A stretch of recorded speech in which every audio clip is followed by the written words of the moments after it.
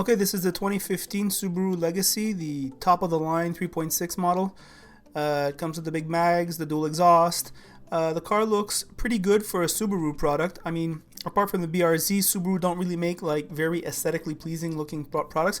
But this one's been retouched and it looks pretty good. The front end, I don't know if they copied Hyundai. It looks very Hyundai-ish. Maybe the grille is a bit smaller, but still, once again, for a Subaru product, it looks pretty good, though it is nothing compared to Mazda 6 Ford Fusion of the Mazda 6 Ford Fusion of this world. Interior inside is the surprise. There are no gaps. The fit and finish is very good. The leather is exceptional. Two-tone color interiors, dark dash, light colored seats, and there's lots of room here, and it's fine. The interior is really good. Once again, another look at it. Even that wood trim is not too cheap looking. Often, like the mid-size car level, they put wood trim and it looks cheap. Here it looks pretty good. The dash has a lot of horizontal lines, but it looks good. The dials here even have like that cute liquidy blue light around the gauges, which I find pretty awesome. Touch start on this model, not all models. The haptics are excellent. If you look here, I am giving an example of this little trap door that opens very smoothly. Everything's buffered. The dials for the temperature are very easy to use and they feel high quality. Going up, even the trap for the eyeglasses is very damped and very soft, and it just opens up nice, and the lights are nice, and the buttons for the lights are nice. It feels high quality. If you look at the sun visor, look, it has a nice high quality material, nice finish. The car inside is pretty darn good. Taking a good look at the center stack, the graphics of the display is very good.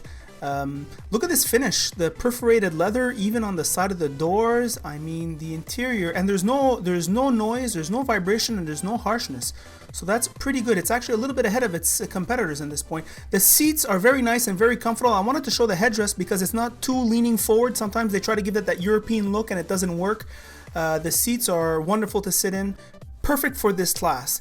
The very clean presentation of the gauges and the little center screen, it's pretty darn good. I wanted to get a good look at that too. And also the steering wheel is excellent. The steering wheel looks and feels good.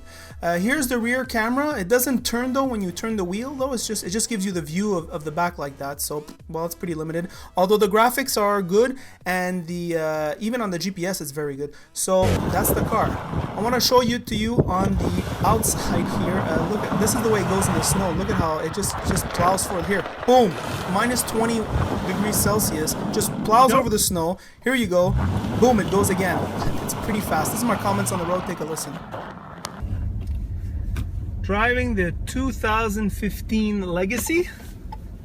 This is the 3.6. It's all equipped. It's got everything. It's the end of the world. Leather, the big sound system. How does it drive? I'm kind of impressed by the level of fit and finish and the general quality. I have to say that I'm shocked by the haptic quality. The room is just perfect in this car. The visibility is very good. The road noise is non-existent. There is a bit of wind noise at highway speeds, but I mean it doesn't wreck the conversation when you're talking with somebody. It doesn't make you turn the volume of the music louder to drown out the outside noise. It's fine. It's fine. It's just fine. This is the 3.6 engine. I certainly would recommend the smaller engine. I mean, it's just more fuel efficient.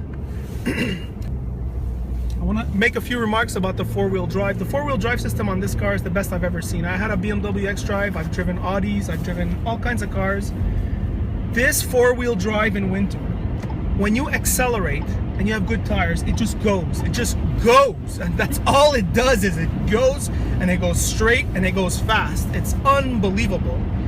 You can hear, now I'm doing about 100, you can hear a little bit of wind noise, but it's not, listen, it could use some work. I think maybe the Ford Fusion is probably more quiet because those Ford products are always more quiet, but it's pretty good. We have a pretty strong headwind.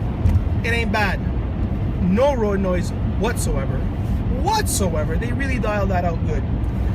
This 3.6 liter engine is very strong, but all 6-cylinder engines are very strong. So I mean, there's no really plus value to getting this 6-cylinder engine. It's not better or worse than the others. I'd recommend the 4 just for the fuel economy. The transmission, best in class.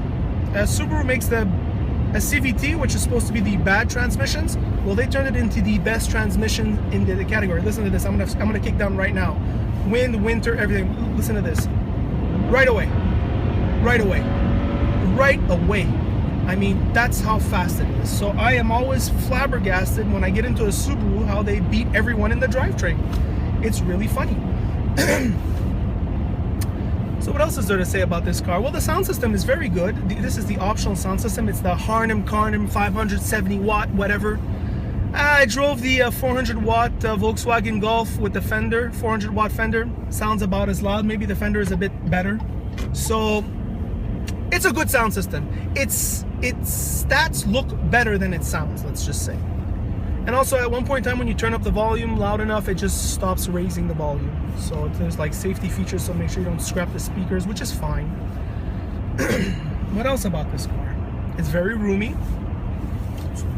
The visibility is wonderful. They have like the sailboat window here, I call those. And that really increases the visibility. There are no gaps in this interior. The interior is very nice. Much better than what Subarus used to be before in the past. I mean, Subarus before were just shit interiors. And now they're pretty darn acceptable in this car. I cannot get over how soft this elbow rest is. It's amazing how soft it is. I mean, it makes the car a pleasant place to be in. Now, despite all this softness, the steering wheel is nice and soft. It's not too thick. It's not a sports car. It doesn't have to be too thick. It's got nice grips at the 10 and 2, which is fine.